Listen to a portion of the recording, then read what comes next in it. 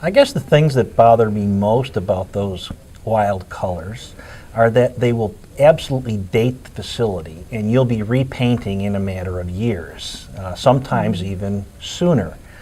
So getting a professional image with those colors is also a consistent professional image is also a difficult thing when you pick the lime greens and the funky oranges and the crazy colors like that, because certain people might be drawn to them, but the majority of people will find them a little bit offensive or just not like them.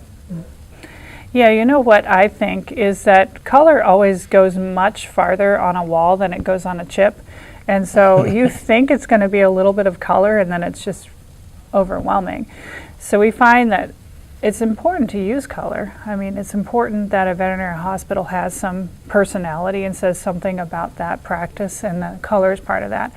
It sure makes or breaks a design sometimes, but in small quantities, and so sometimes it's just overwhelming, and it's important to remember that it should be mixed in with a lot of things that are much more neutral. Yeah, you made a good point about small quantities. This year's entries in the hospital design competition, we saw that the more successful projects would use a accent wall or color sparingly. They may use a powerful color, but they'd use it sparingly on an accent wall and, like you say, balance it off with neutral surfaces around it.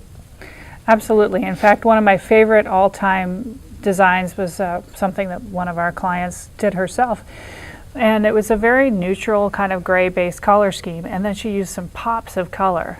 So it might be a bright chair or a bright painting, and it just had that so much more effect. The countertops are another area that nobody thinks that they can use for color, but you can have relatively neutral cabinetry and relatively neutral walls, and just by integrating some nice color into the countertops, you can add some color, and it's easily changeable because countertops are relatively cheap, especially laminate counters. So down the road, if you did want to change your color palette and you had some counters that were no longer inside that palette, it wouldn't be an outrageous expense to fix that.